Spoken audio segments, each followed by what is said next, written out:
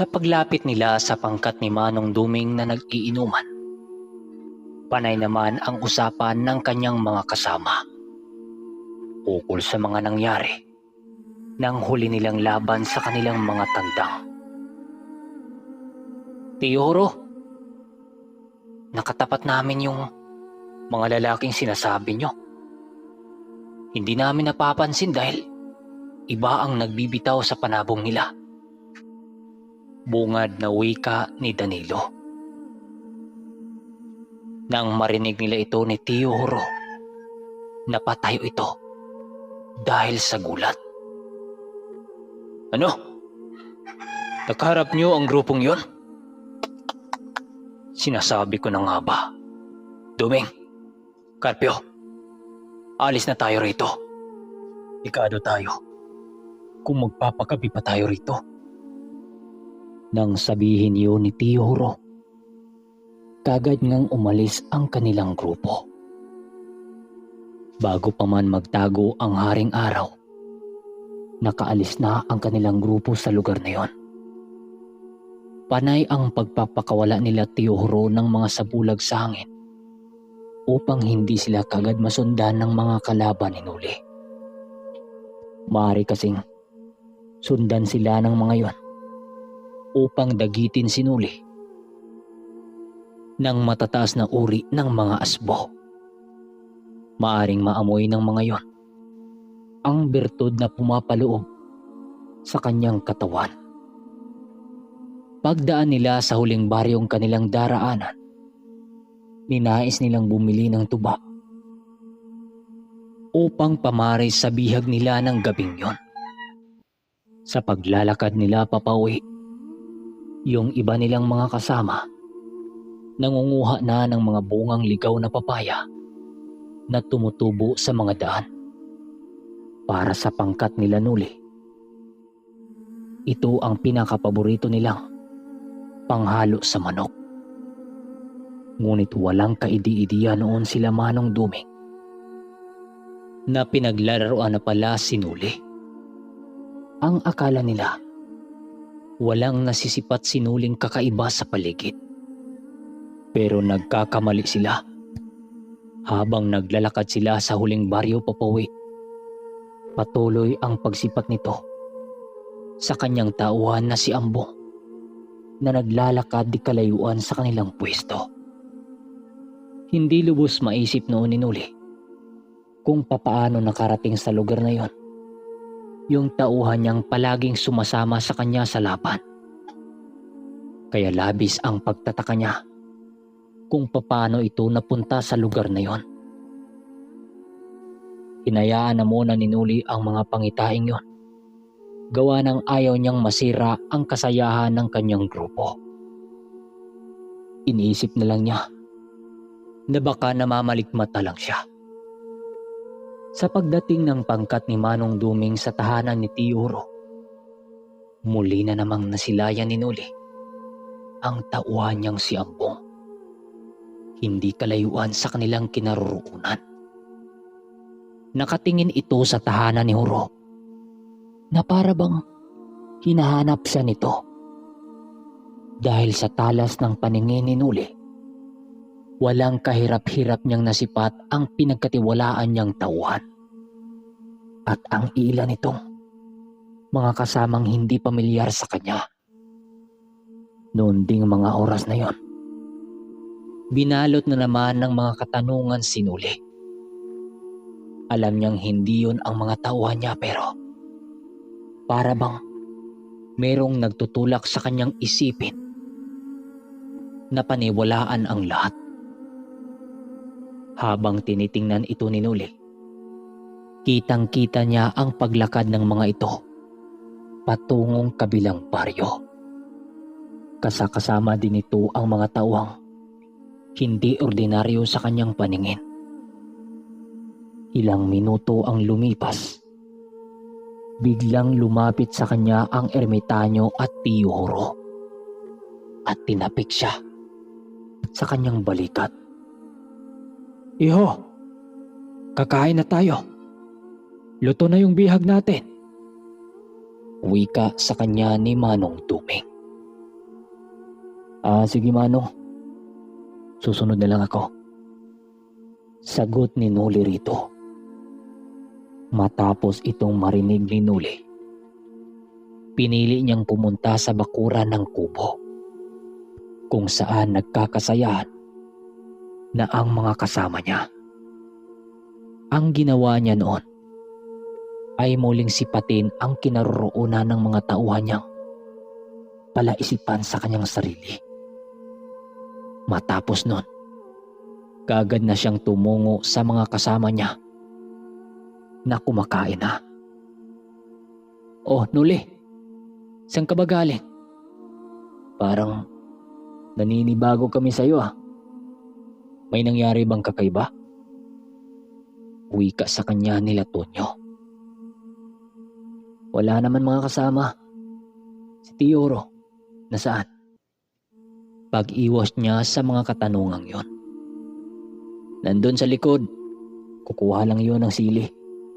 Kumain ka na habang mainit-init pa tong sabaw." Sagot naman ng mga ito.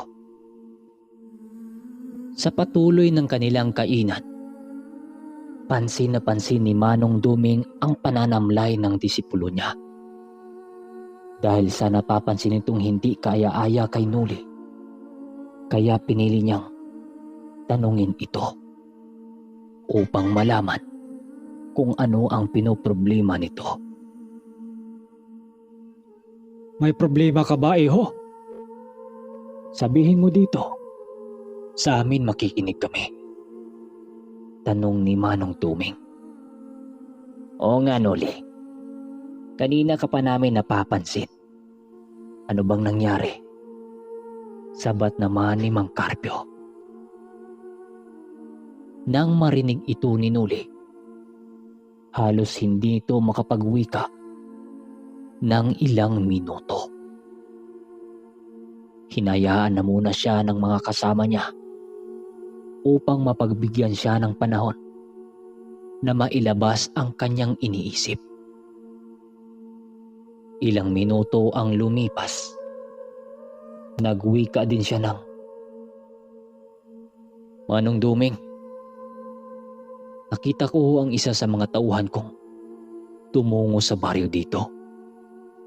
Alam kong hindi siya yun pero parang pinagpilitan ng aking sariling totoo ang mga nakikita ko. Kahit hindi ko paniniwalaan yun, Manong, pero parang meron talagang nag-udyok sa akin na totoo ang lahat." Wika niya. Nang makapagpaliwanag na si Noli, sumingit naman sa kanilang usapan si Tiyoro. "Yan ang kakaibang kapangyarihan ng mga asbo. Saklaw ng kapangyarihan na makakalason na kahit na anong nilalang na may lakas na galing sa mga diwata, lalo na sa engkanto.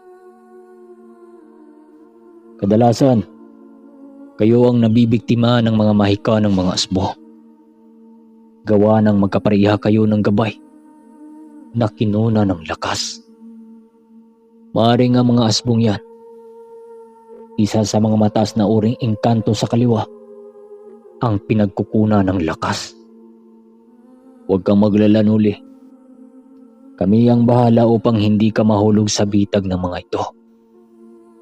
Singit ni Tiyoro. "Narinig niyo yan, mga kasama? Maigi tayong magbabantay upang walang madagit sa ating mga kasama. Hindi natin alam kung kailan aatake ang mga ito. Ikaw naman, Noli, dapat parati kang magtaas ng bakod at puder. Mahirap na. Baka maisan tayo." Dagdag naman ni Tonyo. Matapos ng kanilang pag-uusap, kasabay nito ang pagtatapos ng kanilang hapunan. Pinili na muna nilang maglagay ng depensa sa kubo ni Horo. Dagdag depensa dito. Matapos nilang makagawa ng mga pangundrang ikinalat sa paligid, nagsimula na naman silang mag-inuman at magkwentuhan. "Noli, nabihag pala yung isa mong panabong? Paano nangyari yun? Di ba? Nakasalalay sa kakayanan mo ang mga panabong mo. Pagsisimula ng kwentuhan. Yun nga Lito eh. Nadali kami ng mga nagpapanggap na mga asbo. Di ko akalain na sila na pala yun. Sagot niya. Nang biglang napatawa si Tihoro. Kahit kunti hindi mo nararamdaman. Naku, sa lahat ng katakutan mong mga sabungero ay ang ganong nilalang. Mismong demonyo na yung kakampi niyan. Wika ni Tihoro. Sabay yarok ng tuba. Nang marinig ito ni Noli, pinili na lang niyang uminom na lang din. Para kasabay ng paglunok niya ng tuba, malunok din niya yung mga iniisip niyang kakaiba. At saka, yung pangungulila niya sa manukan niya. Iba kasi yung kutob niya eh. Sa paglalim ng gabi ng kanilang pag-iinuman, merong pangyayaring hindi nila inasahan. Habang panay ang pag-usap nila Tihoro at pagsasayahan kasi, bigla silang napatigil nang makaramdam sila ng kakaibang presensya sa paligid. Animoy may isang engkantong nagparamdam nun sa kanilang kinaroroonan. Sa pag-ikot ng mga paningin nila Manong Dumi, doon nila nasipat ang isang taong nagliliwanag ang mga kamay. Sa pagitan ng mga kamay nito, nasisipat nila ang animoy bituin na labis nilang ikinagulat. Medyo may kalayuan ito sa kanila pero sipat na sipat ito ng mga kasama nila.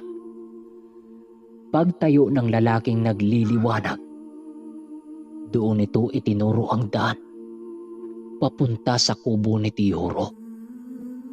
Sa pagturo ng lalaking yon, agad rin naman ang pagsipat nila dito nila Manong Duming at Tihoro. Pagtingin nila sa lugar na itinuro nito, laking gulat na lamang nila nang masipat nila ang grupo ng mga nilalang na naglalakad patungo sa kanilang kinaroroonan. Kasabay ng pagkakita nila sa mga nilalang ay ang paglaho ng lalaking kanilang nakita. Dahil sa mga nangyari, biglang naalerto ang pangkat ng ermitanyo. Agaran nilang iniwan ang misang kanilang pinag-iinuman upang kumuha ng mga armas na magagamit sa oras ng kagibitan.